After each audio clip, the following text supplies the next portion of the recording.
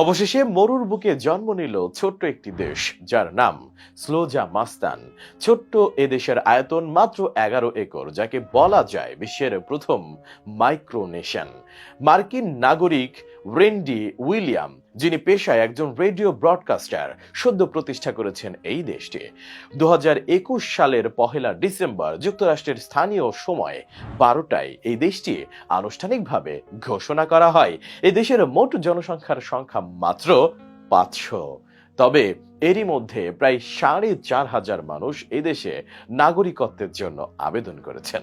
স্লোজা মাস্তানের সুলতান Williams উজ্জ্বল সবুজ রঙের পোশাক পরে জনগণের সঙ্গে ছবি তুলতে পছন্দ করেন। র্যান্ডি উইলিয়ামস মূলত মার্কিন নাগরিক। তার পেশা একজন রেডিও ব্রডকাস্টার। ঘুরে বেড়াতে ভালোবাসেন তিনি। জানা যায় জাতিসংঘ ঘোষিত সকল দেশ ঘোরার পর তার মাথায় প্রথম চিন্তা আসে এরপর তিনি কোন দেশে যাবেন। আর তাই মাত্র ক্যালিফোর্নিয়ায় মরুভূমির মধ্যে 11.07 একর জমিতেই দেশ গঠনের চিন্তা করেন তিনি।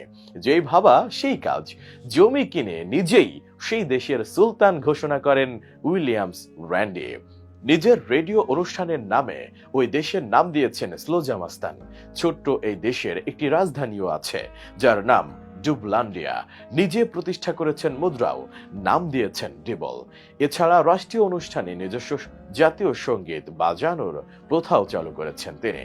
এই দেশের কিছু অদ্ভুত নিয়ম কানুনও প্রতিষ্ঠা করেছেন। উদাহরণস্বরূপ বলা যায়, কোনো জুতা পরা যাবে না এখানে। মজার ব্যাপার হলো, দেশটিতে একমাত্র অফিস সুলতানের কার্যালয়। এখান থেকেই স্লোজা মাস্তানের সবকিছু নিয়ন্ত্রণ করা হয়। আরো মজার ব্যাপার হলো, সুলতানের কার্যালয়টি কোনো ভবন নয়, বরং খোলা মরুর বুকে কার্যক্রম চালায়। এই নতুন দেশের নতুন নিয়মের বিষয়ে তিনি জানান, তিনি একনায়কতন্ত্র ভাবে দেশ পরিচালনা করতে চান। সামনে ভোট, গণভোটের আয়োজন করবেন তিনি। শুধু তাই নয়, এই দেশের নাগরিকগণ জাতীয় ফুল, ফল বা পশুর নাম ঠিক করতে পারবে, এমনটাই জানিয়েছেন তিনি। এদিকে স্লোজা মাস্তান প্রজাতন্ত্রে 5 শতাধিক নিবন্ধিত নাগরিক আছেন বলে দাবি করেছেন সুলতান উইলিয়ামস। এছাড়া আরো 4,500 মানুষকে শর্ত সাপেক্ষে বসবাসের অনুমোদন দেওয়া হয়েছে।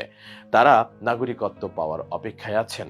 সবুজ রঙের পোশাকের সঙ্গে নিজের বানানো সামরিক পুরস্কার, সামরিক কর্মকর্তাদের পোশাকে লাগানো সোনালী ব্যাজ এবং হালকা রঙের রোদ চশমা পরেন র্যান্ডি উইলিয়ামস। এটাই মূলত তার সুলতানের পোশাক। উইলিয়ামস স্লোজা মাস্তানের জন্য সীমান্ত প্রহরী নিয়োগ করেছেন। এছাড়া নিজে সবসময় নিরাপত্তা রক্ষী দ্বারা বেষ্টিত থাকেন। এইবার একটি মাইক্রোনেশন হিসেবে স্বীকৃতি পাওয়ার জন্য আমেরিকার অনুমতির অপেক্ষায় আছেন তিনি।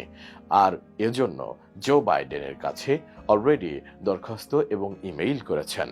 সবচেয়ে মজার ব্যাপার এই যে প্রতিটি ইমেইল এবং দরখাস্তের কোনো উত্তর এখনো আসেনি। বিষয়টি কিছুটা হতাশও করেছে তাকে। তবে গণমাধ্যমকে তিনি জানান, মাইক্রোনেশন হিসেবে স্বীকৃতি পাওয়ার জন্য তিনি যথেষ্ট চেষ্টা চালিয়ে যাবেন। অন্যদিকে তিনি পর্যটকদের স্লোভা মাস্তান ভ্রমণের আমন্ত্রণও জানিয়েছেন।